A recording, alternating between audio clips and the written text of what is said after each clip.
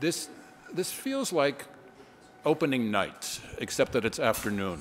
It feels like opening night, as I adjust the volume here.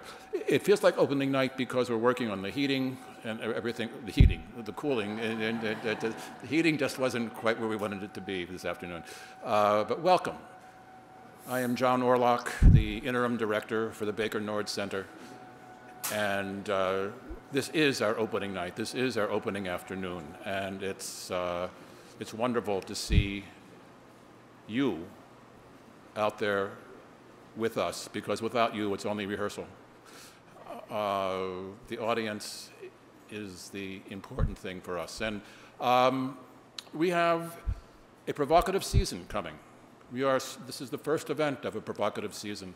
And for those of you who have not received this yet, this is our brochure, which we have available at the front here. And as many of you know, each year, the center has a theme, a programming theme, around which our presentations are centered. And last year, 2 years ago, it was fame, celebrity, and the concept of genius. Last year, the theme was revolution, how quickly it goes. You know, the revolution is over. And this year's theme is interpreting capitalism. And we'll be exploring this theme with a wide range of approach. Looking at capitalism in the arts, at capitalism, there is a new biography on Karl Marx, and that author will be here with us, exploring capitalism at the university. And looking at this idea, this concept that when the faculty first said to me, we would like to do capitalism, I thought, really?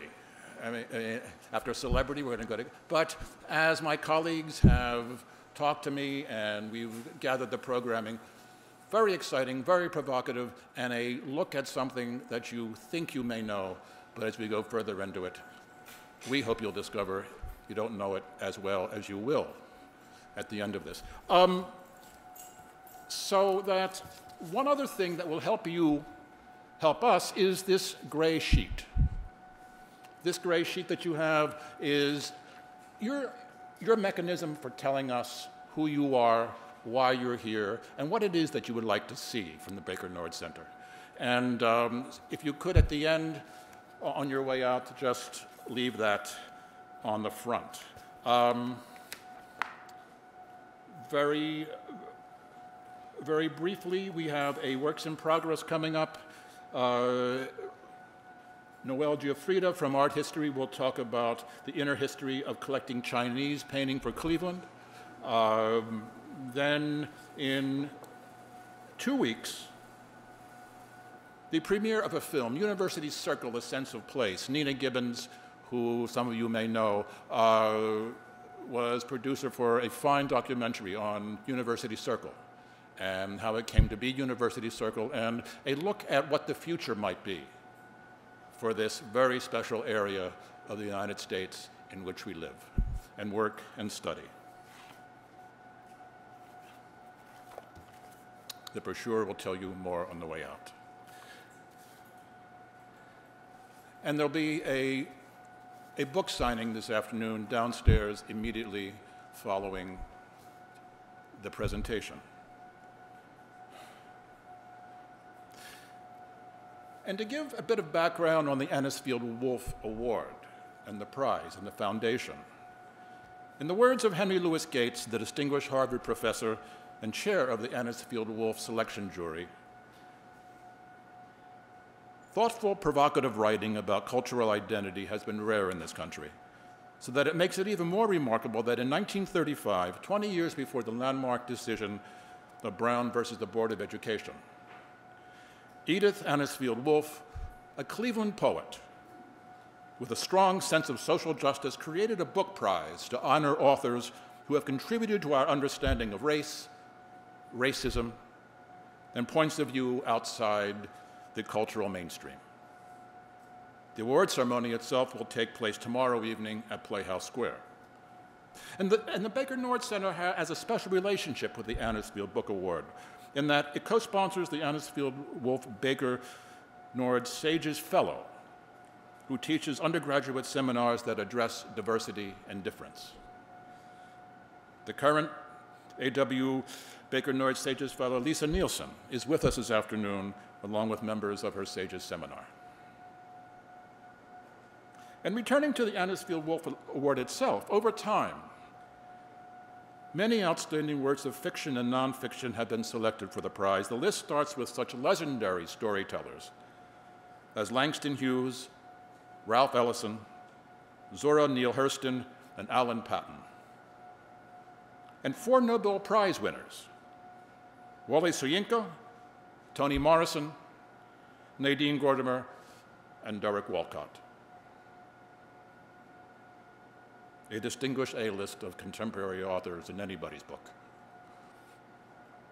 And among the most recent additions to this list is this afternoon's speaker, Kevin Powers, a poet and novelist born and raised in Richmond, Virginia.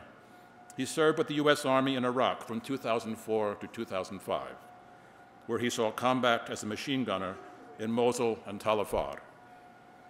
Following his honorable discharge, he earned a BA at Virginia Commonwealth University and an MFA from the Michener Center at the University of Texas, Austin. The Michener Center for Writers requires students to write in more than one genre, and there Powers completed his first novel, The Poet Turns to Novelist. The Yellow Birds is an impressionistic portrayal of young combat soldiers during the Iraq War, and takes its place alongside of other notable works of fiction that chronicle war and combat, novels that range from Stephen Crane's The Red Badge of Courage to Tim O'Brien's The Things They Carried. In addition to the Anisfield Wolf Prize, The Yellow Birds was a finalist for the National Book Award, won the Guardian First Book Award, and was listed by the editors of the New York Times as one of the best books, one of the 10 best books of 2012. The National Book Award's nomination citation referred to Yellow Birds as an urgent, vital, beautiful novel that reminds us through its scrupulous honesty how rarely its anguished truths are told. Please join me in welcoming author Kevin Powers.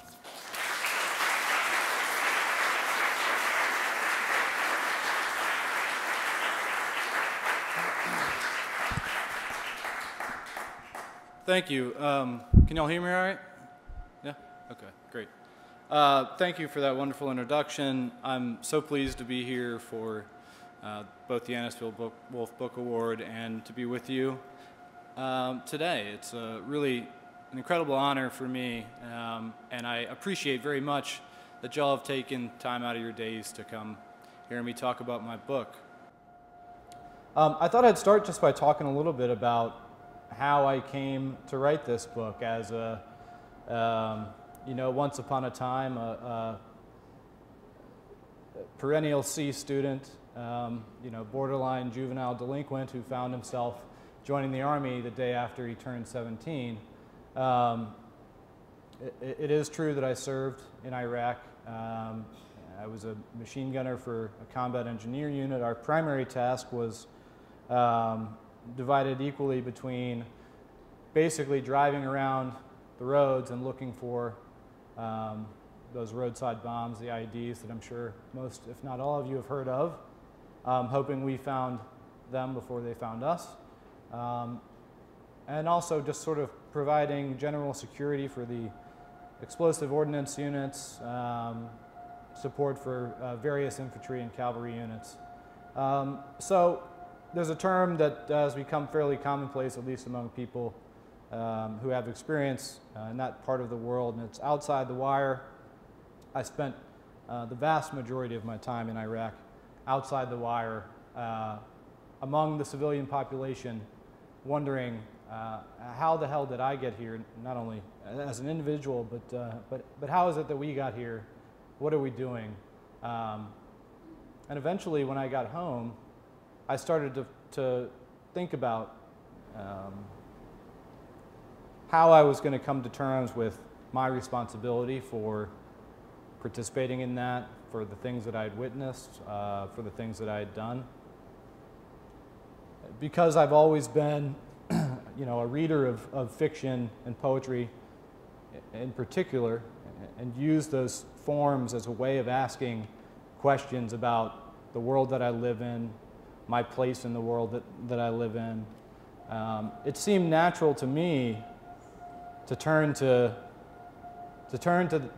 both of those forms to ask those questions that insisted on an answer. And as it turned out, I was not the only one who had questions like that. It seemed that everybody I came in contact with that learned that I was a veteran ended up asking some form of the following question, which was, what was it like over there? I initially thought that they were asking for information. What did you do? What was your job? What was your day like? But as I heard that question over and over again, several times a week for a year or more, it occurred to me that they weren't asking for information. The information was available. You could turn on the television any hour of the day or night, more or less, and see what people were doing. You could see what the terrain looked like. There have been really incredible works of journalism that tell the kind of big picture story of the political ramifications, the infighting between different groups there. But it occurred to me that what people really wanted to know is what it felt like to be a human being in certainly not unprecedented circumstances, but circumstances that most people don't have firsthand knowledge of. And because I believe that empathy is an imaginative act at its core, again, it seemed natural to try to find a way to use fiction, to use the imagination, to give people a window into the interior experience of one soldier who's living through these extraordinary circumstances. So the story that I came up with, as you've heard, is called The Yellow Birds. It's about two soldiers in Iraq, one of whom makes an irresponsible, naive promise to the other's mother that he'll protect him, and the consequences of trying to keep that promise. One of the questions that occurred to me that is specifically relevant to the narrative, but I think is also more largely relevant to our kind of collective experience, is what does it mean to try to do a good thing, to want to do a good thing, to mean to do a good thing, and to fail utterly? What do you do then? The next logical question for that, and again, it seemed to relate directly to John Bartle's experience, but also to, I think, the way we think about our place in the world is, are we the sum total of the things that we've done? Or does the fact that we get to make different decisions somehow alter, the way that we think about ourselves? So with that introduction, I think I'm just going to read from the book. I'm going to read the end, if that's okay with y'all.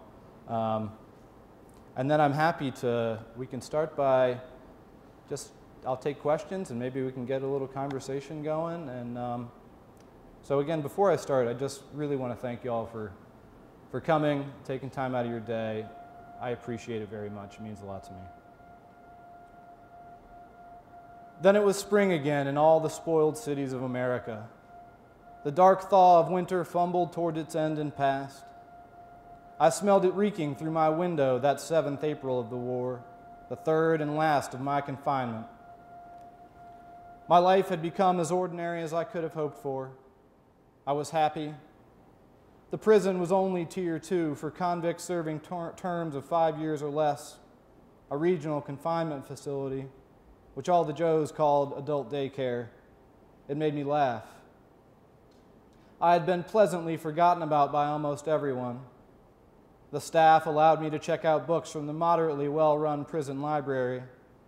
I learned that when I finished reading them, they could be stacked on the metal desk that jutted out of the cell wall, and I'd be able to look out the window, which was large enough to let in light but far too high to see out of without the aid of something else to stand on. I had a fine view of the exercise yard, the tree line past the concertina fence, which more or less marked the limit of the base's prison grounds, for as long as I could balance on the ever-weakening bindings of whatever stacks of books allowed my looking. Beyond the tree line, the dull world that ignored our little pest of a war rolled on. My first few months inside, I spent a lot of time trying to piece the war into a pattern. I developed the habit of making a mark on my cell wall when I remembered a particular event, thinking that at some later date I could refer to it and assemble all the marks into a story that made sense. I still remembered what some of them meant for a long time afterward.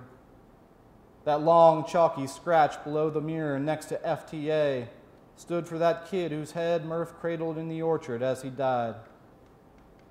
The one above my bunk reflected an instant of thought I'd had in an alley in Altafar in the heat of that first summer when the shade of webs of power lines were little blessings as we passed beneath them, and a corner was turned by whoever had been on point that day, and I saw Sterling as he turned around and waved for me and Murph to cross into the open road. And it occurred to me that Murph had had a choice, that there were two paths he could have taken, and I was one of them. And I asked myself if I could be worthy of that task, and wondered if that is what his mother meant when she asked me to take care of him, and is that why she asked? As I made my mark, if I remember right, the chalk broke, and the mark became much shorter than I could recall intending.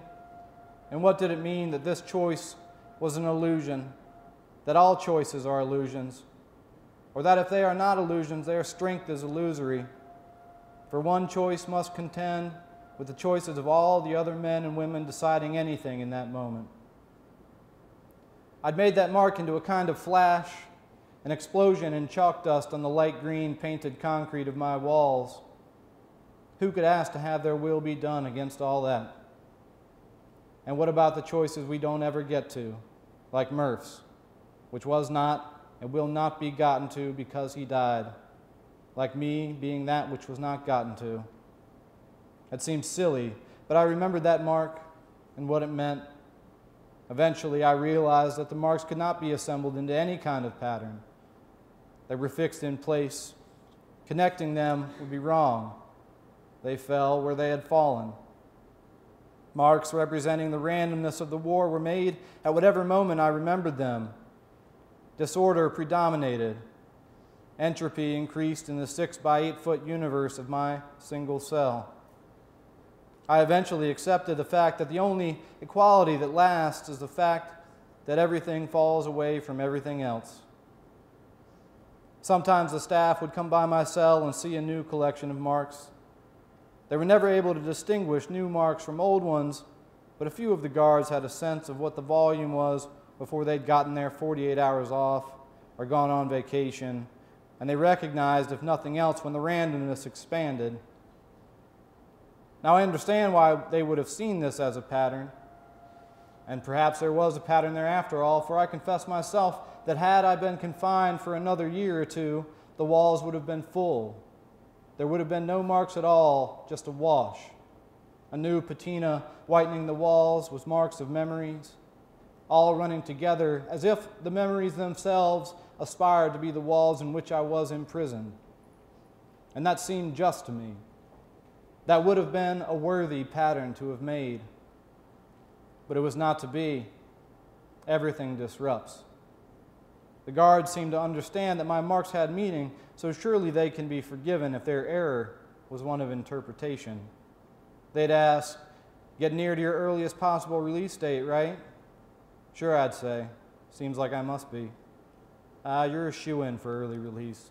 Model prisoner." "We'll see, I guess. Thanks." "How many days you got down?" they'd ask. pointing to the marks on the walls. What I then would realize could appear to be an accounting of the passing days. Must be 983, 990, right? Almost 1,000, they'd say and smile. Must be, I'd say, thinking of Murph, who was not counted for a while, wondering what his number would have been if I hadn't lied about it all. His mother came to see me once that spring before I was released. I could see that she'd been crying as she waited for me to come into the visiting area. "Y'all can't touch, but I can get you coffee if you want," the guard said. I didn't know what to say to her at first, but it seemed unfair that she had to bear it like this, to be responsible to start so far away from any comfort or understanding. And if she should accuse, then I should be accused. His absence from the family plot was my fault. I had left him in the river. I had feared the truth on her behalf, and it had not been my right to make that choice for her. But this was not her way. Her grief was dignified and hidden, as is most grief, which is partly why there is always so much of it to go around. "I don't know why I'm here," she said. I didn't know how to respond. Just needed to see, you know. I looked down at the linoleum. No, of course you don't. She began by telling me that back in that December, a black sedan had driven slowly through town. One of her friends had called her to tell her it was coming. The woman had seen the dress uniform of the man in the passenger seat, and she told Mrs. Murphy that the men in the car seemed lost, but that they'd be there soon. I tried to imagine Mr. and Mrs. Murphy watching from the kitchen window. Snow surely fell, as it had fallen all throughout the evening, over the eaves of the porch and over the hills and lining the branches of the trees, the world clean and obtuse, no angles, nothing hard. The car coming around the last bend in the road unacknowledged, as if it had not been seen. Mrs. Murphy and her husband saw the car, to be sure, but some part of it did not register. They stood by the window as if struck by some strange palsy. They were mute. Nothing changed in the scene but the snow falling a little harder and the black stain of the car becoming larger as it moved through that blank canvas. And yet they stared. Even when the car stopped in the small turnaround of their driveway, the idle of the engine soft but undeniable, they did not move. Nor did they move from the window when the captain and chaplain removed their covers and knocked on the door. And despite the fact that the gentle rap of their knuckles asserted the fact that they were truly, wholly real, Mrs. and Mr. Murphy remained looking out the window at the car as if it were one of God's unknowable mysteries. When the two men gently forced the door open, Mr. Murphy had kissed his wife and put on his hat and coat and left the house out of the back door.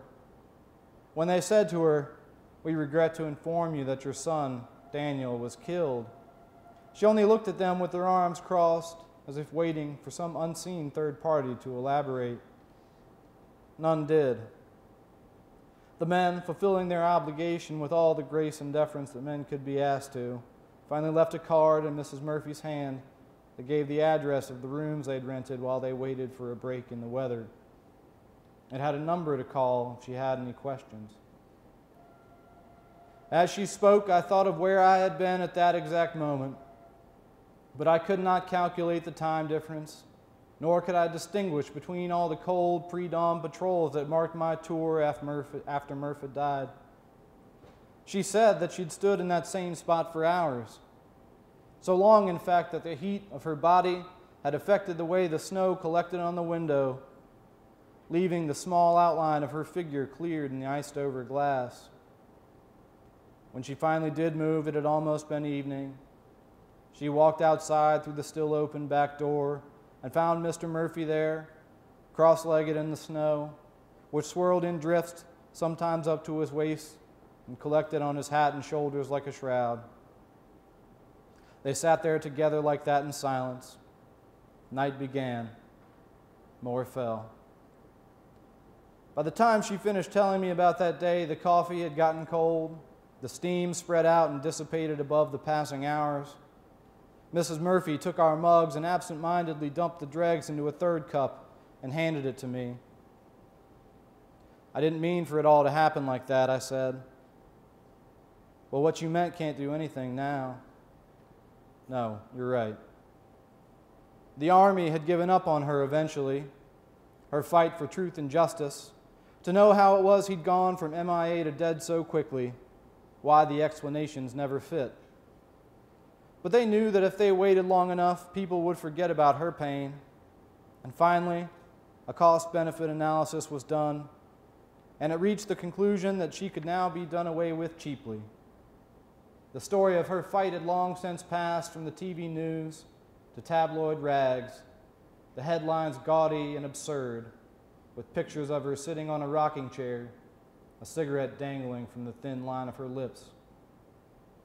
She'd settled for an increase in her SGLI payout and my imprisonment when everyone stopped listening to her, when America forgot her little story, moving as it does so quickly on to other agonies, when even her friends began to smile at her with condescension, saying, "LaDonna, you just got to find your truth in all of this."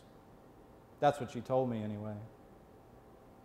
As if mine's supposed to be different from yours, like you got one and I got another. What the hell's that mean, your truth, she said. I didn't know. Neither of us said anything for a while, and it seemed okay. I just wish he hadn't left home, Mrs. Murphy said.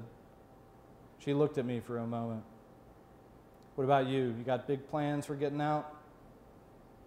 I don't know, I said. I had never really paid attention to where I might end up, which is what I could control and what mattered. I'd like to think I could choose well if given half a chance, but I had always done something else, always looking back instead on the nothing that remained in memory. I never got it right. All I knew was that I wanted to return to ordinary. If I could not forget, then I'd hope to be forgotten. I was glad she came, not because there was any unexpected reconciliation, but because she was tolerant and seemed to want to understand what happened to her son, why I'd made her read a letter that wasn't real, standing in the snow as I had. I was the last witness to her son's irrevocably human end. He was now just material, but I hardly knew what to make of that. I guess all the words I used to try to explain it to her were like so much straw compared to what I'd seen. But I appreciated the way she reacted to my explanation, as roughly as I told it to her, the connections failing as they did daily on the walls of my cell. Can't quite say what her reaction was exactly. Her face still had the dull glow of loss, faded from a feeling always felt toward something else that she would now be forced to measure. Even after talking for 6 hours straight, I couldn't swear to any visible relief. She hadn't offered forgiveness, and I hadn't asked for it. But after she left, I felt like my resignation was now justified, perhaps two, which is a big step nowadays, when even an apt resignation is readily dismissed as sentimental. All of that was a long time ago. My loss is fading too, and I don't know what it is becoming. Part of it is getting older, I guess, knowing Murph is not. I can feel him getting farther away in time, and I know there are days ahead when I won't think of him or Sterling or the war. For now, though, they've let me out, and I've allowed myself the gift of a quiet quarantine in a cabin in the hills below the Blue Ridge. Sometimes I will smell the Tigris, unchanged forever in my memory, flowing just as it flowed that day, but it is soon replaced by the cold, clear air coming down the mountainside, between the mezzanines of pine rolling ever upward. I do feel ordinary again. I guess every day becomes habitual. The details of the world in which we live are always secondary to the fact that we must live in them. So I'm ordinary, except for a few peculiarities that I will probably always carry with me. I don't want to look out over the earth as it unfurls itself toward the horizon. I don't want desert. I don't want prairie, and I don't want plains. I don't want anything unbroken. I'd rather look out at mountains, or to have my view obstructed by a group of trees. Any kind would do. Pine, oak, poplar, whatever. Something manageable and finite that could break up and fix the earth into parcels small enough that they could be contended with. When Murph's mom came to visit, she brought me a map of Iraq. I thought it was an odd gesture when I first began to look at it, folding and unfolding it in my cell, struggling with the arrangement of the arbitrary lines that it would fold itself along when I went to put it up at night. Within the map, there was a section magnifying Al-Tafar and its surrounding landscapes. It stopped being funny after a while. The grid seemed so foreign and imprecise, just a place scaled out of existence on a map. The first day in my new cabin, I unpacked and laid out a few things on the old olive drab cot I'd bought from the Army-Navy store outside the base that housed the prison. I didn't have much, some clothes, the map that Mrs. Murphy had given me. I put some tape on the corners and flattened it as best I could against the wall, but the lines of the folds remained. I remember rubbing my finger along one of the creases that ran straight along a very small section of the Tigris. It was the part of the river that ran through Al-Tafar. I dug in my bag and found one of my medals, and I stuck it in as near as I could figure to the place where we had left him. That map, like every other, would soon be out of date, if it was not already.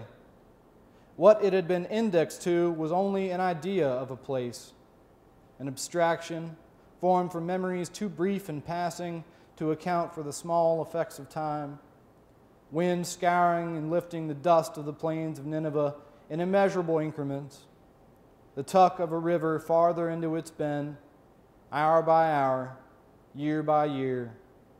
The map would become less and less a picture of a fact and more a poor translation of memory in two dimensions. It reminded me of talking, how what is said is never quite what was thought, and what is heard is never quite what was said. It wasn't much in the way of comfort, but everything has a little failure in it, and we still make do somehow. I went outside and walked around a bit. It was quiet. I dozed off under the bright sun in the mountains. I heard the rustling of a cloth as it was taken off some small monument in some small corner of America. I heard the soft rustle of other voices too. And then I saw Murph as I'd seen him last, but beautiful. Somehow his wounds were softened, his disfigurement transformed into a statement on permanence. He passed out of Al-Tafar on the slow current of the Tigris, his body livid, then made clean by the wide-eyed creatures that swam indifferently below the river's placid surface. He held whole even as the spring thaw from the Zagros pushed him farther downstream, passing through the cradle of the world as it greened, then turned to dust. A pair of soldiers watched his passage while resting in the reeds and bulrushes, one calling out to the battered body while the other slept, not knowing Murph was ever one of them, thinking that he must be the victim of another war, of which they likely did not feel they were a part. And the voice rose softly through the heat, and it sounded like singing when he said, "Peace out, motherfucker," loud enough to wake his friend. But the body that he called out to would have been, by then, little more than skeleton. Murph's injuries erased to the pure white of bone. He reached the Shatt al-Arab in summer, where a fisherman who saw him flood into the broad waters where the Tigris and Euphrates marry unknowingly caressed his remains with the pole that pushed his small, flat-keeled boat along the shallow waters of the marshes. And I saw his body finally break apart near the mouth of the Gulf, where the shadows of the date palms fell in long, dark curtains on his bones, now scattered, and swept them out to sea, toward a line of waves that break forever as he enters them. Thank you very much.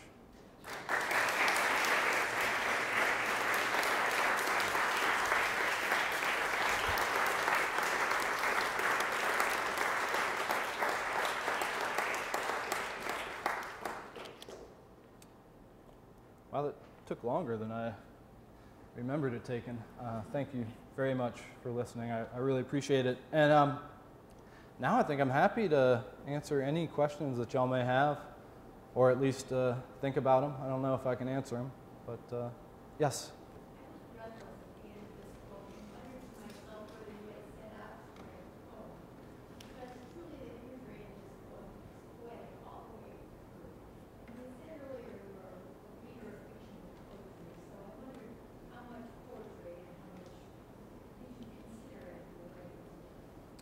Well, I think, you know, I mean, my passion for poetry, it's something I can't separate from my writing or the way that I think about language. I feel that the kind of qualities of language, the rhythm, you know, the way that a particular consonant can sort of strike a nerve in the you know, in the right place in a sentence. To me, that just, I mean, whether you're letting kind of the end of the page control the margins or you're controlling the line, I mean, the qualities of language always seem to not just add, but I mean, there's something fundamental about the way that we experience language and the way that it can transmit emotion apart from the information carried by those words, right? There's something about, to me, the sounds of language that are, I don't know, they must have some evolutionary function, because it seems that it's, whatever the language is, whatever the culture, people always use poetry and song as a way of expressing emotion or relating emotion to each other. So I simply can't separate that part out of it, and I hope that telling this story with that quality present would just add another, you know, for one thing, I thought that if the language was strange and had a certain kind of, you know, I will say I was going for a certain kind of poetic dynamism that would contribute to your feeling as you're reading the book, this chaos and this confusion and the you know, the surreal nature of the experience. You know, I was working on poems while I was working on this book, so for me, it's I don't know. Writing is it's hard to know when I have an idea or when you know, I'm inspired, however you want to call it. It's hard to know what it's going to look like when I'm done. You know, I kind of have to let the process work itself out. But you know, a lot of people have said the book has poetic qualities, and that pleases me. So I'm happy about that. Yes. I don't have a question, just want to comment. I think you were very successful. It was very deep, powerful, moving structure. And your dramatic reading made it even more so. Thank you very much. If you didn't hear that, he said he thought it was very successful. I appreciate that very much. Thank you. Yes, ma'am. I'll sort of second that. Very powerful reading, very powerful language. And I want to ask what I think is a literary question. I'm sort of afraid that it might come across as a political question. So bear with me. Given your subject matter, it's, you know, hard to separate. By all means, yeah. I mean, the book is clearly set in Iran. Right. I'm just wondering, is there any part of the book that, I don't need to suggest that you would necessarily need or use an Iraqi perspective in telling the story. It's clearly not about that. But as a writer, especially given the kind of war, you know, the Right. origins of this war that you're describing and writing about, how do you give, even if the Iraqi people are simply in the background, how do you give them a kind of agency? In other words, how do you ensure that the country you're writing about, who you're writing about, you know, are active subjects and not objects of the writer you imagination? You know? I know. I understand exactly what you're saying, and there is a character who appears briefly. I don't know if you've read it. You know, I think really because I'm telling this single soldier's story, I wanted to be true to what I thought his perspective, and that his sort of inability to understand the larger picture. So he does, there are certainly moments when he's thinking about these people thinking about what it is that, why is he, you know, he has moments of recognition where he understands, wait, this doesn't make any sense. But there aren't any, you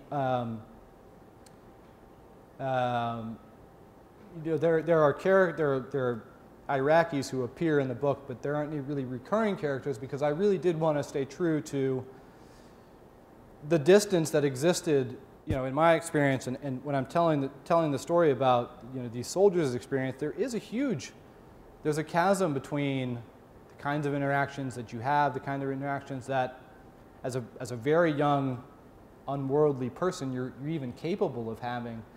But I was conscious of it, and I do hope that when somebody's reading, they recognize that chasm is something that I meant to be a prominent feature of the book, that you understand that these are people who are encountering another culture. You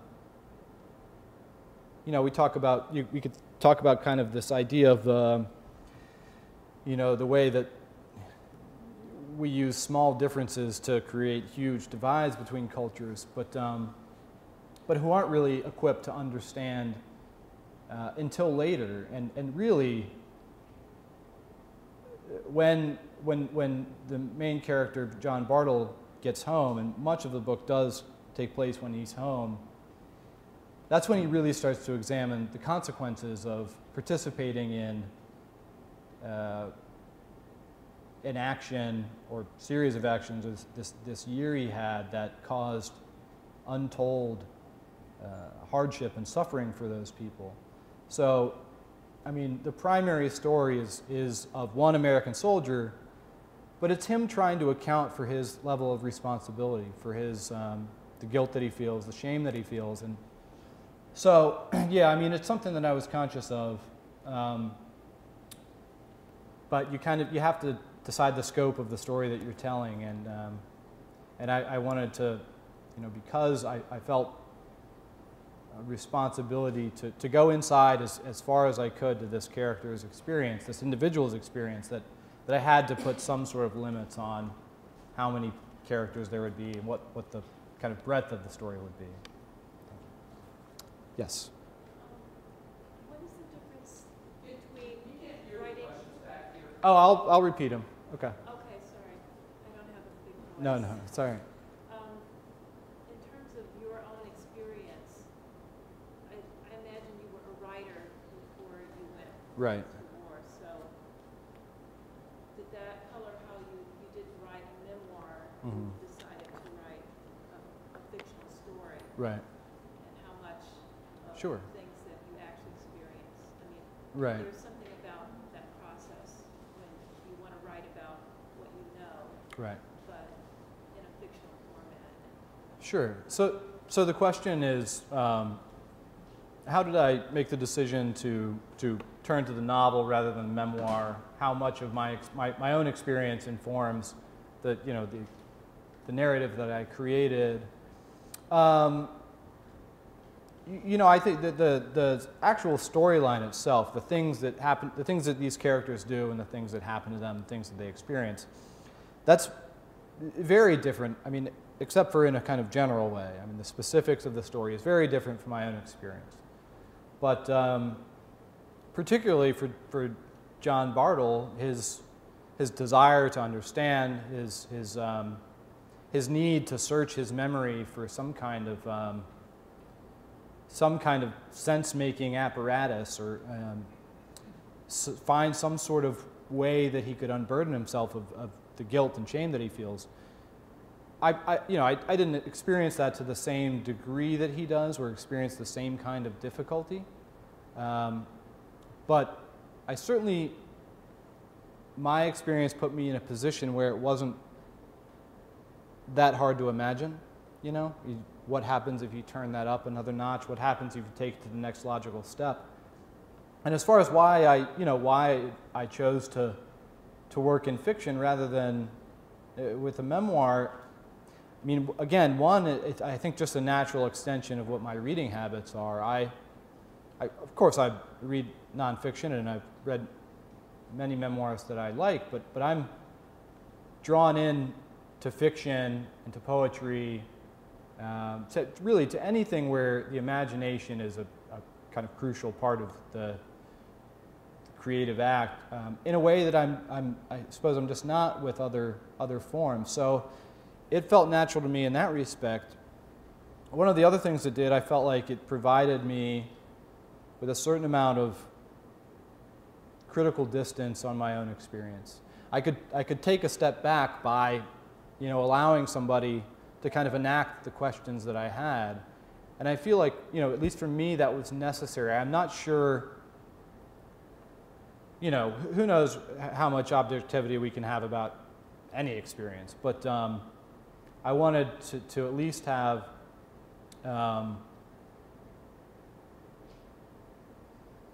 I wanted to have as much objectivity as I could get. I wanted to have distance between the story that I was trying to tell and the story that I experienced myself.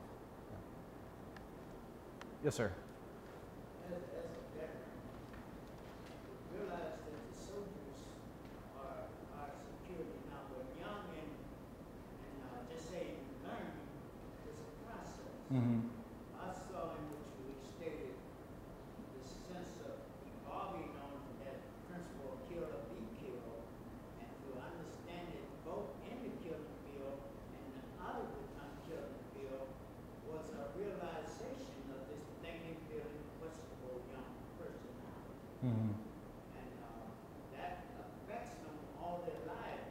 But war is there. And to see somebody die or kill somebody, we've got to understand that it's affecting the human psyche. Right, absolutely.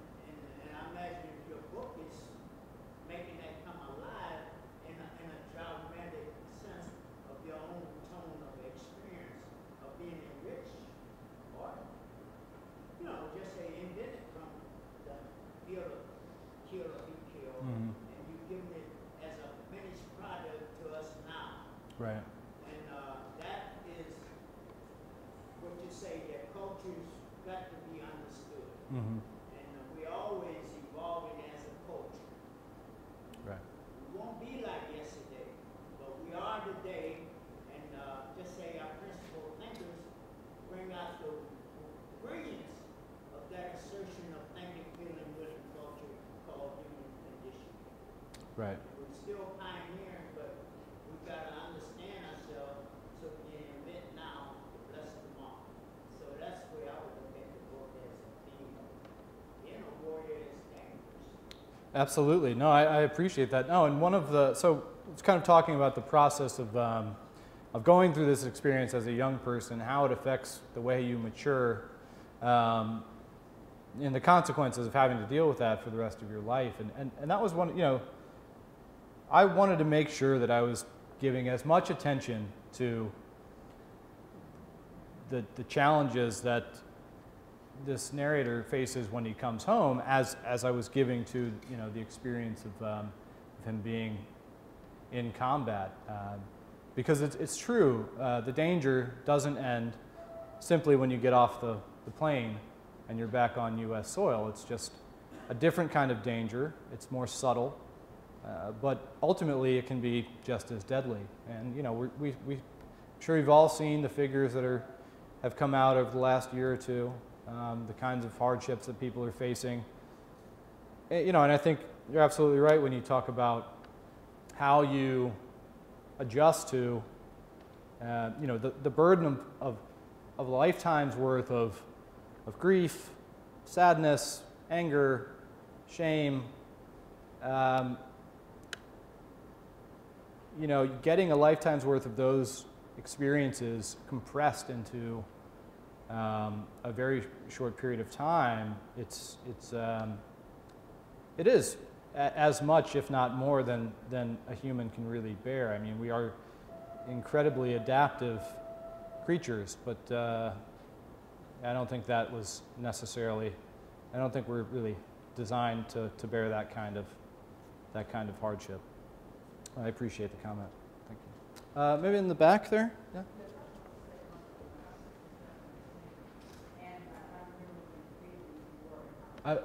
I can't hear you up here.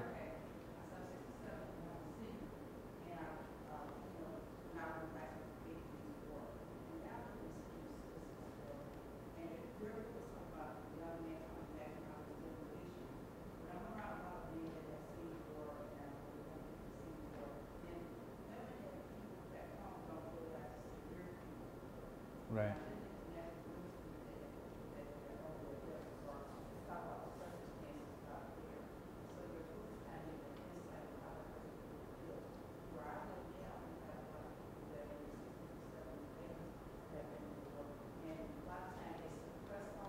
Right.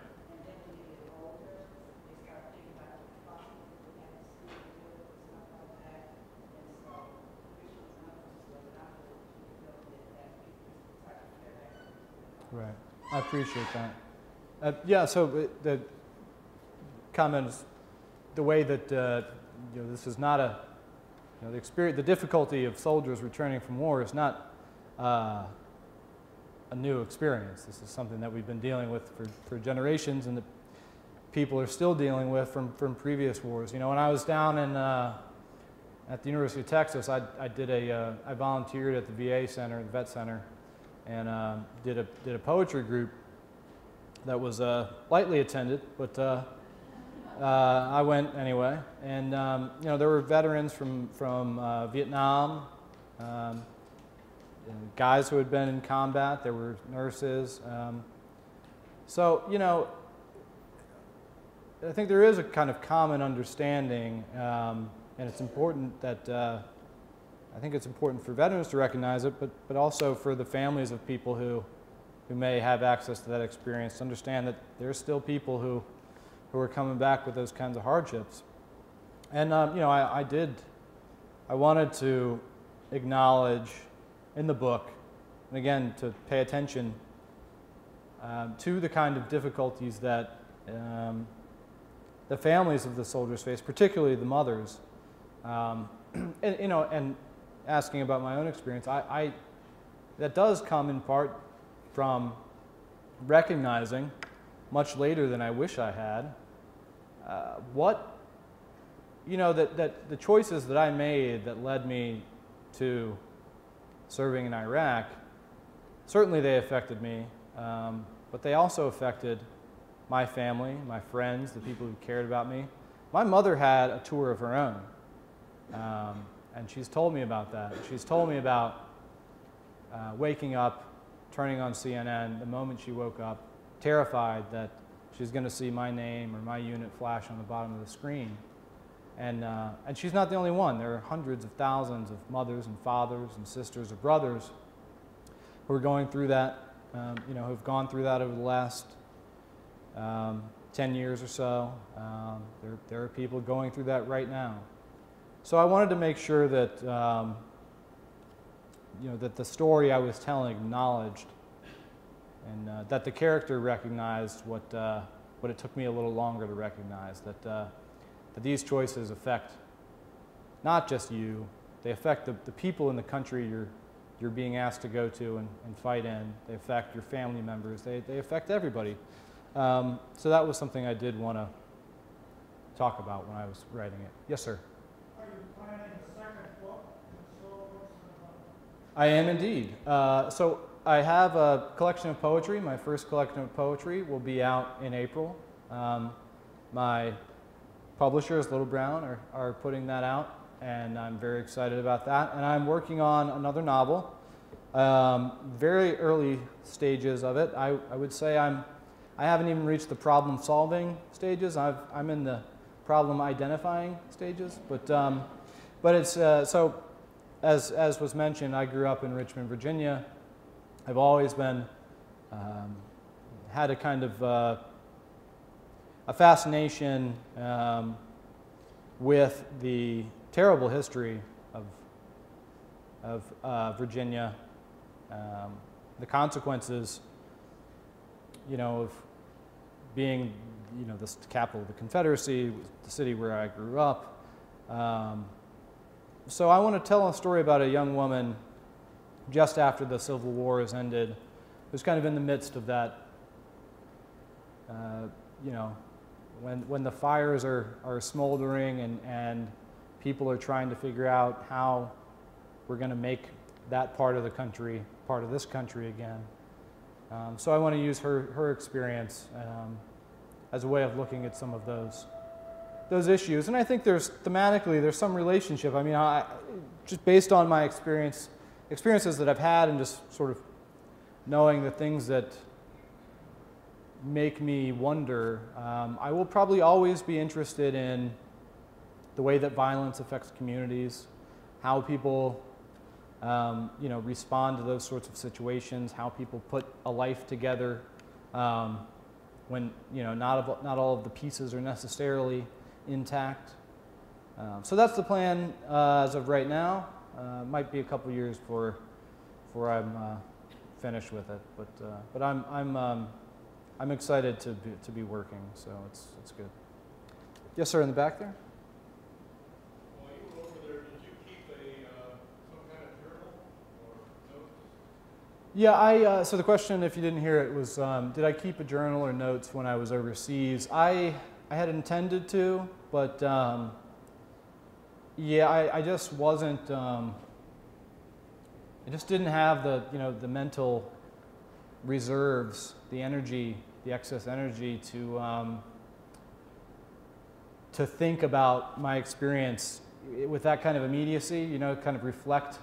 There were lots of guys who did, but for me, I wasn't able to. I mean, I would write home to friends and family, but as far as keeping notes, I didn't really do much of it after the first month or so. I did read. My mother sent me books, which was really important to me. That felt like a lifeline to home, to the world, to not just to the States, but to the kind of life that I wanted, the kind of life that I once had, where I could read, where I could think, where I could consider, the world. So that was important to me. I didn't have a lot of reading time, but I did read. That was sort of my connection to words. Have you ever looked at your letters that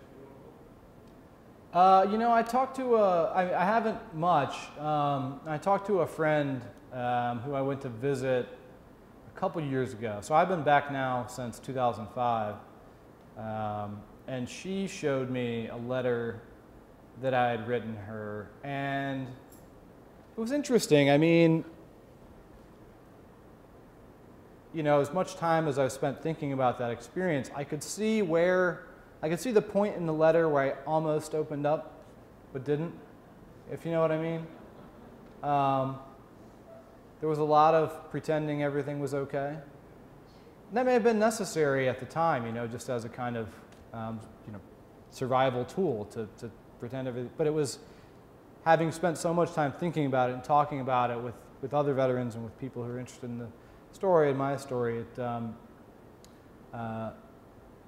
Yeah, thinking about it now, I can just see where I almost let someone in but didn't. Yeah. Yes, sir. I have a question that I'm formulating and it's still kind of taking shape, so I'm just going to talk through it. Okay. Your book as a war book most immediately joins the class of books like Tim O'Brien, who sometimes compare these things they carry as a book that deals with the American war experience. But it also, sort of cycling back to the years, might be compared to very early works like Homer's Iliad or any of the Greek tragedies that are also based on humanity war. Unlike the ancient Athenians, though, for whom war was an everyday experience and most men served, nowadays most people don't serve. And one of your opening remarks tonight was that war is not an experience that most people know about. So I guess my question is, as a writer and as a veteran, how do you experience writing as something that's trying to educate us, or is it an act of self-expression, perhaps both, or perhaps something else? Yeah, I think it's, did everybody hear the question? Good, okay. I mean, I think it's a combination. I mean, for me, it begins with, I simply have never found a way of kind of dealing with the confusion that I feel when I'm confronted with the world that I live in and my experience in it.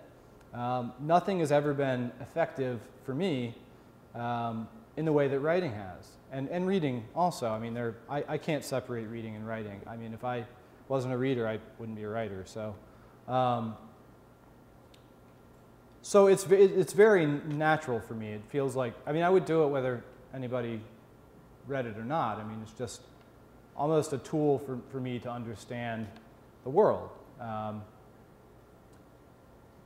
But again, then you get additional input. You know, when people started asking me questions about it, I thought, well, this, you know, maybe by me kind of asking these questions that are important to me, maybe somebody else has these same questions. Or maybe if they don't have these questions, they'll be interested to entertain them. Maybe they don't know that they have these questions. So it's not necessarily that I'm trying to educate, but I suppose it would probably be true to say that I'm willing to offer up whatever experience or whatever, you know, this kind of imaginative act can do for somebody who is interested to look at it. So it's sort of a, I don't know, rather than, I mean, I suppose in that way it's, I mean, it's in that respect, when it comes to people who read it, it's more passive on my part. I hope everybody reads it. I mean, that would be great. But, you know, I think of it primarily as just a need that I have. I mean, I have to do it. I don't know what else I would do if I didn't do it. So, and you know, as far as the fact that war was a feature of life in you know, ancient times, and now it's not for most people. I mean, it still feels necessary for me. You know, sometimes, occasionally I've heard people comment, not necessarily about my book in particular, but not necessarily not about my book, but people say, oh, war is hell, yeah, we know, right? But it seems to me that until we are able to say, you know, say that sentence in the past tense, you know, to say war was hell, then somebody needs to keep saying it, you know?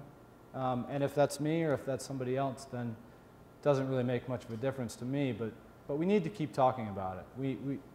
We shouldn't have the excuse that we didn't know how bad it was going to be, you know? So that's sort of where I come from it with respect to that. You're welcome. One more question. Right? How hard was it for you to get this book published? I mean, it seems like a natural thing that they should want to do it, but I hear struggles, so I wonder how hard it was for you. Yeah, so the question was, how difficult was the publishing process for me? I suppose it would depend on what segment of the process you looked at. I spent, you know, I spent 4 years writing it, you know, more or less in isolation, not knowing if I would ever publish it or if anybody would ever read it, just trying to make the best book that I was capable of making at the time. There was you know, because I didn't have any experience, there was a point in that 4-year period where I thought I was finished. Turns out I was not finished. But I sent it out to, you know, I went online and I said, how do you get a book published? And they said, well, you send it to agents. So I sent it to agents, and it was a really early draft, and it was not good. So nobody got back to me. One guy said, you know, I did like the sample chapter deal. One guy said, well, maybe I'd be willing to look at the rest of it. But by the time he got back to me, enough time had passed that I said, well, this is actually not this is not done. This is not the story that I want to tell, or it's not finished. So it was very difficult, but I wrote this guy an email and I said, I'm sorry, but I'm starting over. So I started over. And then several more years passed, and somebody suggested a person who they thought might be interested, an agent who they thought might be interested in the manuscript. I got very lucky. I sent it to him, and he responded and said that he loved it and he wanted to represent it. And so, yeah, I mean, if you look at it just in terms of yes, I got an agent and the book sold fairly quickly, then yes, it seems like it happened very easily. If you look at it in terms of spending 4 years writing until 3 o'clock in the morning,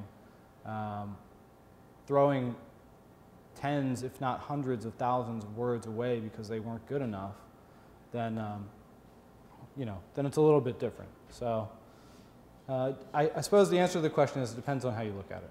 Yeah. And we're going to look at it downstairs for the book signing. Thank you. Yes. Thank you all very much. Appreciate it.